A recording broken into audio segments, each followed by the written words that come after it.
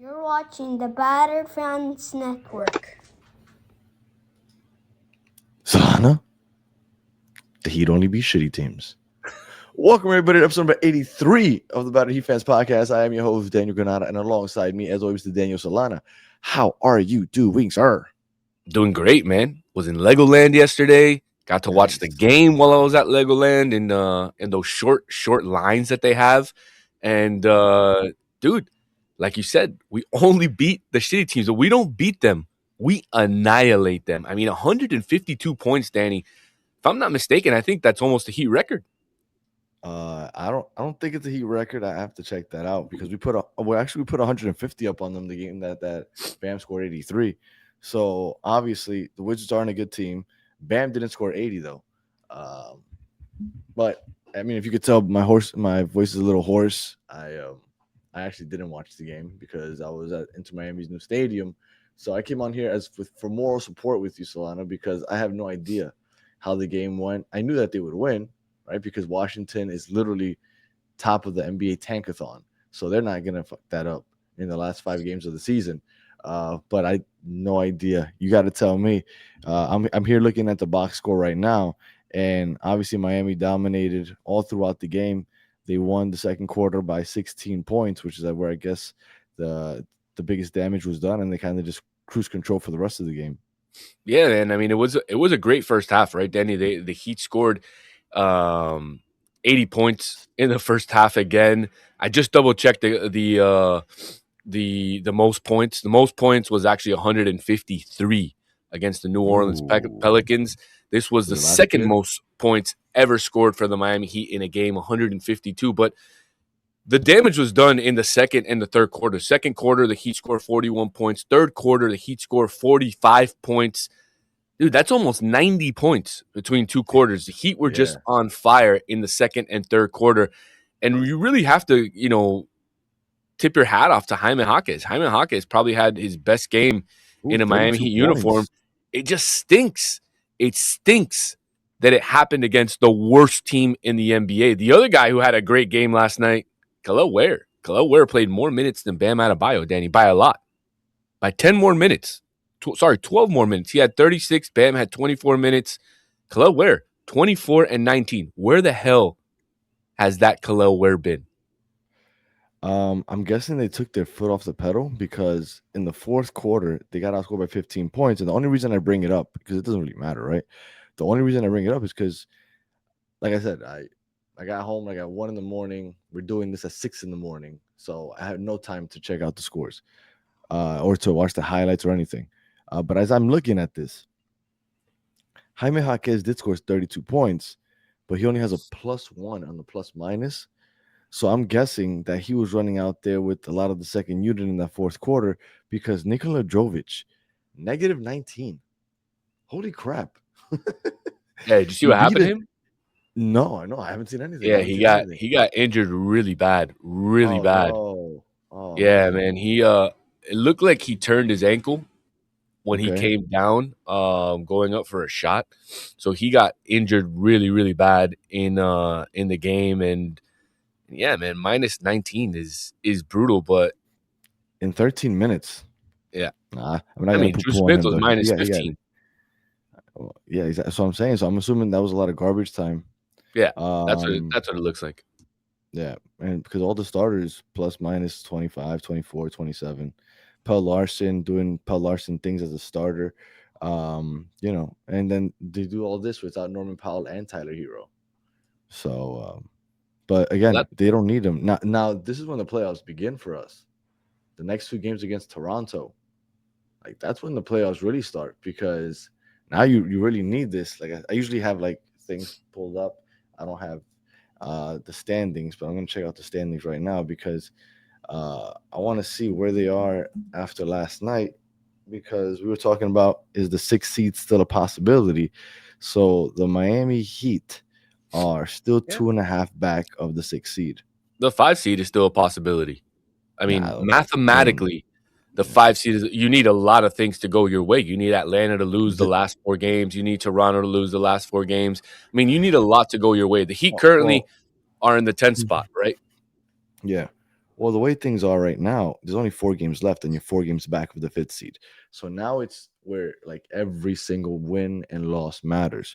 Because if the Hawks, for example, win one more game, the Heat can no longer get to the fifth seed. Right and now, that's when things are going to start getting solidified the next week. Because now is when there's no room for error for any team. But right as it stands right now, the Miami Heat are in 10th place.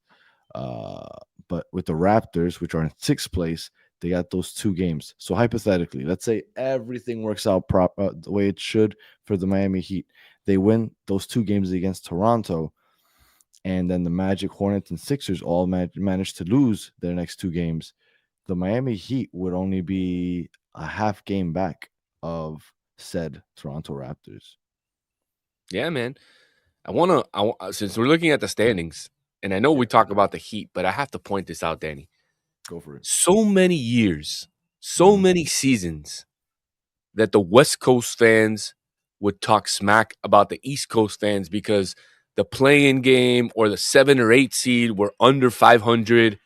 The East has been a lot more competitive this year than the West. The West, you have one team who will not make it to 500, and that's the Golden State Warriors because they're 36 and 41. They will not make it back to 500 unless they win their last 6 games. Sorry, their last 5 games. They will not make it back to 500. And I just wanted to point that out because they talk a lot of smack about how the East is soft and all that, especially over the last 5-6 years. But this year, the East has been a lot more competitive than the West. I technically, I can agree with you. I think the East I mean, has a the lot West is more. top heavy. The West is I was about top to say, heavy. yeah, because the East has a lot more mid teams, right? Like teams that are like not title contenders, but not really bad either. They're like right there, like they're somewhere in the middle. Whereas in the West, I put the Thunder, the Spurs, the Nuggets, maybe even the Lakers when Luca is healthy, over most teams in the East, maybe outside of Boston at the moment. So, but yeah, I agree. Um, and when I look at the Warriors, it's obviously the name that carries so much weight. But you look at the Warriors, like, damn, I don't want to be that team that has to play against the Warriors in the first round. Like, what kind of gift is that? Imagine Steph comes back healthy. All of a sudden, you got to deal with Steph in the first Well, they got to first play the round. Clippers. They got to play the Clippers away. Yeah, right. Yeah, but the Clippers, I don't know. That was weird that they gave up on James Harden. Even though I think James Harden, a lot of people have been talking about him recently, and I know that debate's always comes up about James Harden versus Dwayne Wade. Like I watched James Harden a lot. There was one year that I watched him very closely when he was in Brooklyn. I've never seen a worse 3-point shooter because everybody's like, "Oh my God, he shoots so much better as far as 3-pointers again compared to Dwayne Wade." James Harden is probably one of the worst 3-point shooters I've ever seen that takes as many 3-pointers as he does. Whenever I saw him take a 3-pointer, I expected him to miss, and I'm dead ass. I'm not joking. I'm not exaggerating. Usually, when a good 3-pointer shoots a three, a good player shoots a three, you're like, oh, that's gonna go in. With him, I always thought he was gonna miss. He takes so many that's why he is one of the top 3-point shooters of all time. I'm telling you, when it comes to his outside shot, a little overrated. Now, getting to the rim or distributing for others, that is Hall of Fame level. But as far as shooting threes, because everybody's like, oh, that's the difference. Dwayne Wade can never shoot threes like James Harden. Dwayne Wade never shot as many threes as James Harden. That's why he can't shoot Dwayne Wade threes like shot James threes Harden. when he needed to shoot threes, and he made threes when he needed to make threes. To me, it's not a conversation. To me, they're not in the same breath. To me, yes, I believe that James Harden should be in the Hall of Fame, Oh no, but I don't he's believe that they're in the amazing. same breath. I don't believe that they're in the same breath. I believe Dwayne Wade is a top 3 shooting guard of all time, right there with Jordan and Kobe, and then I believe, in my opinion, it would be Wade and then maybe Iverson. But that's my opinion on the top shooting guards to ever play in this game, at least within the last 25, 30 years. Right, because Those would be. then you I have mean, the logo, Jerry West, like there's a lot of other people. But yeah, like you said, absolutely. like I'm talking about maybe the last 25, 30 yeah, years. yeah, yeah, yeah. But yeah, James Harden. I don't know. I think Allen Iverson gets disrespected a lot because I would question if Allen Iverson should be above Dwayne Wade rather than James Harden. Allen Iverson, what he would do, that 2001 team that he took to the NBA Finals, when you look at it, when the second best Dude, player on that team is Todd Eric McCullough Snow, was the center on that team. you had Eric Snow and you had Kerry God, Kittles, maybe was Kerry no, Kittles on man. that team? No, No, no, no. no, I I don't think think no. Kerry Kittles. I think You Kerry had Kittles was on the Nets. Tyrone Hill, I think was his name. Like, Yeah, I yeah, remember that team. Like, when you look at that roster and you're like, this team made it to the NBA Finals, and not only that, this team beat the Lakers in Game 1, and that was the only game that Lakers team lost in those playoffs. They yeah. literally won every game those playoffs. They ran through everybody except for Iverson, and then he had the step over moment. And I know we've completely gone on a. That's how bad the Heat have been this season, that we've completely gone on a tangent after a win. And then again, I didn't watch the game, so I guess I don't have too much to say. So I derailed the show. But yeah, I just wanted to mention that because James Harden somehow came up. All right, so the Heat win this game. They got 4 to go. We are 4 back of the 5th seed, but we need the Raptors to lose out in order to catch them. And the They got Hawks. us. They have us 2 games. They also have the Celtics today. So after today, it might not be 4 games. It might be 3.5. Yeah, we'll see.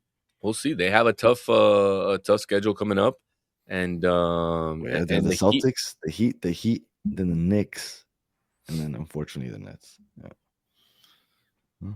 Yeah, we'll see what happens, man. I mean, the Heat are locked into, not locked in, but essentially locked into a playing game. We'll see what the seeding is.